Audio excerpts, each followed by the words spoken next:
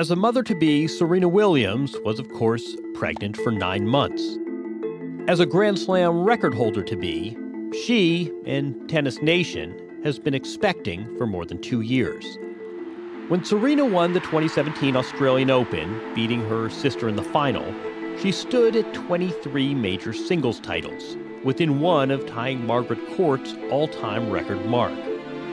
Serena was upfront that this was a career goal, that history was her biggest rival. And given that she was 35 years old and in the peak of her powers, who didn't like her odds?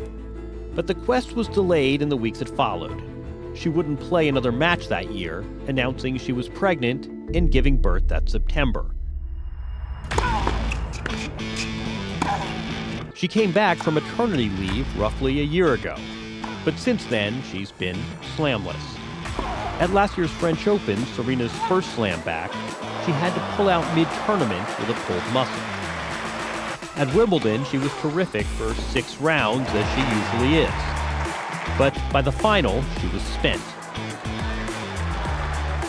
Same at the US Open. She played for the trophy, but in a most memorable match, she could not close.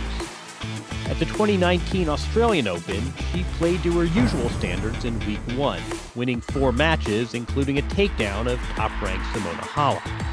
Then, Serena faltered, failing to close from a 5-1 lead and holding match points against Karolina Pliskova in the quarterfinals. The silver lining to all this, the summit is still in sight.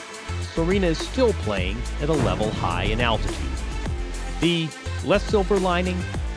She is age 37 now, and opportunities won't knock forever. This interval has been a source of frustration. 23 might have been the right number for Michael Jordan, but for tennis's generationally great athlete, this chapter, 23 and me you might call it, it's getting old. Like fathers in the waiting room, the tennis world paces nervously, waiting to see when Serena will deliver next.